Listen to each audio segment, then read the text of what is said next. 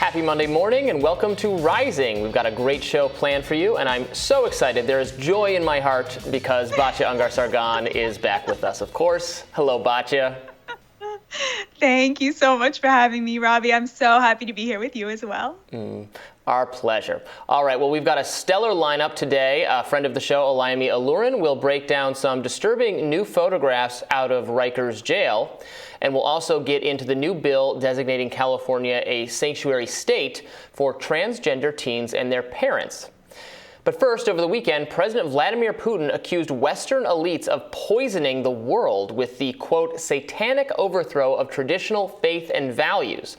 The message came in a speech confirming Russia's annexation of 4 Ukrainian provinces, including the Luhansk and the Donetsk. Here's what Putin had to say. Quote, let me repeat that the dictatorship of the Western elites targets all societies, including the citizens of Western countries themselves. This is a challenge to all. This complete renunciation of what it means to be human, the overthrow of faith and traditional values, and the suppression of freedom are coming to resemble a religion in reverse, pure Satanism. Putin continued, these poisonous fruits are already obvious to people, and not only in our country, but also in all countries, including many people in the West itself. So, Robby, what did you make of this speech? You know, I think it's very interesting how in many ways, and this is not the first time at all he's done this, but he sort of is savvy enough to the language that he uses to kind of attack the West, to attack America, et cetera. He actually dresses it up in a kind of complaint about elites and about our culture that actually many American conservatives, or the new American right, feels, right? They feel that there's an attack on traditional values, on traditional religious values, on, you know, gender norms and things like that. That's very much one of the most animating aspects of the kind of new right philosophy is. So Putin knows to kind of play to that if he wants to kind of play to the skepticism that obviously many on the left also have skepticism of helping Ukraine, but so too do many on the right. In fact, the only congressional opposition to continuing to arm and supply Ukraine has come from a faction of very conservative lawmakers. So I'm always interested to see Putin knowing enough to speak to that. Of course, now that's my analysis of it. Of course, it's very hypocritical, right? I mean, he's the greatest threat to various freedoms and people's way of life is when they're like in danger of being killed, as they are because he invaded another country without justification. So it's hypocritical, but it is savvy where it comes from. What do you think? Yeah, I mean, I have a very similar response. If you want to see what a demagogic populist leader actually looks like, you can look to Putin, who is using arguments that a lot of populists make in good faith in the West, right? In a debate that's happening in a democratic context across the West, he makes that argument as a justification for something totally unjustifiable, right? Which is annexing territory from another country. So it's that non sequitur, right? Which you're pointing out between saying, there is this kind of civilizational debate going on about the role of faith, the role of gender, right? In our society that's happening across the world. Yes, that's true. Yes, there are elites imposing that. And there is a populist reaction to that coming from the bottom up across the democratic Western world. That happens to not include Russia at this point, because his sort of takeaway from that, or at least rhetorically, is therefore we are justified in annexing, Lugansk and Donetsk. Right. Which by the way, and that has nothing to do with the traditional value or this clash of visions for how society should be. Right. Those regions would, some in those regions would argue that they have wanted to be a part of Russia. That there are Russian-speaking people there who desire to affiliate with Russia, and that would be that's like a self-determination argument, which I don't think is totally ridiculous and totally without merit. Kim Iverson used used to co-host the show, would talk about that. How do we aren't we imposing on them if we're saying they're not allowed to be part of a different country if they feel more culturally close to it? Now that issue unfortunately has to be very set aside when they're being invaded, they're being attacked. So you have to now that was taken out of their hands, right? Russia went ahead and started and launched a war over this, rendering the whole idea very illegitimate. But I think it's a caution to American populace, American independence,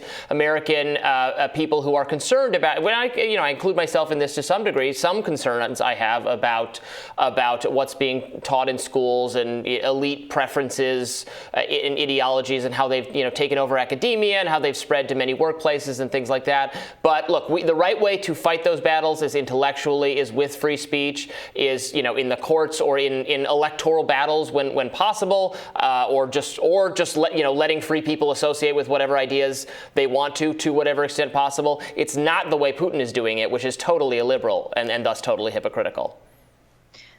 Completely agree. There's such an irony to these sort of fake referenda, right? They held a referendum in Donetsk and Lugansk and in some of the other regions and came back, with sort of 99% want to be annexed into Russia. I mean, the irony here is that well over 80% probably would have voted yes in a free and democratic referendum.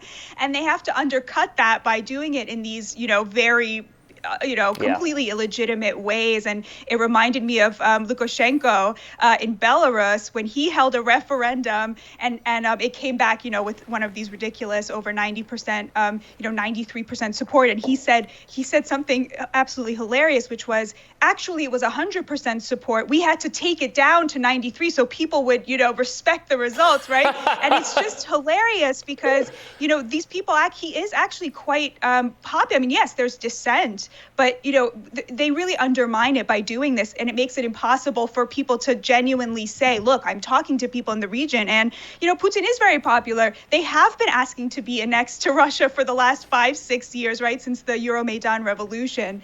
Meanwhile, though, last week, President Biden confirmed that explosions at the Nord Stream pipeline were no accident. However, just afterwards, Secretary of State Anthony Blinken called the apparent act of sabotage a, quote, tremendous opportunity for the U.S. Let's watch.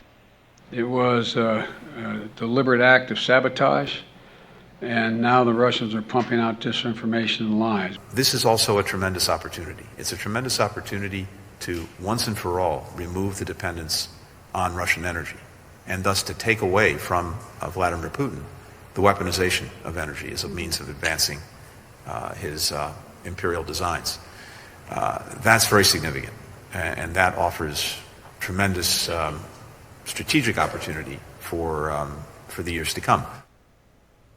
So when you hear, U.S. or Western officials say things like that, I totally understand why, many people who are skeptical of the kind of bipartisan centrist foreign policy consensus, why so many people think, probably many of our viewers think that was it the U.S. that bombed this pipeline? Like, I totally understand that. And yes, the U.S. has had a history. In the past, our intelligence operatives have engaged in sabotage and, illegitimate regime change, even more illegitimate than the kinds of the obvious ones, right? The ones that were actual, invasions that were apparent to the rest of the world. So I totally get why people think it's the U.S. We can't put it past some of our deep state operatives.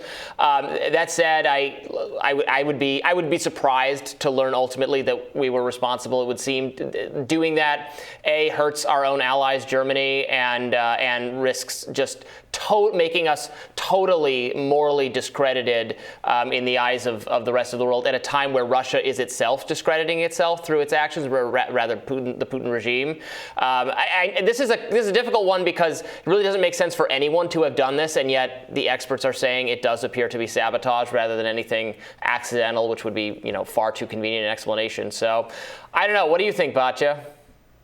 I'm sort of on the same page. It's the kind of thing that lends a lot of credence to conspiracy theories, although I, too, will be very shocked to learn that the U.S. was behind this. And I think the lesson from this is really people can benefit from things that they didn't necessarily do, right? Like it can be the case that, everything looks like, had they done this, you would understand why they have done it. And also that there really is not enough information at this point to say who was behind this. And I, like you, would be very surprised if it was the US, only because I don't trust this administration to have like the actual best interests of our economy at heart. I mean, everything they've been doing seems to me to be undermining what would be good in our interests, right? So it would seem to me very, very shocking if they had taken this step. But I agree, we will benefit from it. And of course, that's a good thing. Yeah, well, we'll continue to explore that. So it's fascinating, and obviously we want more answers, and hopefully we'll get them eventually. But we'll have more answers for the audience, sort of, coming up next, because we both have our radars.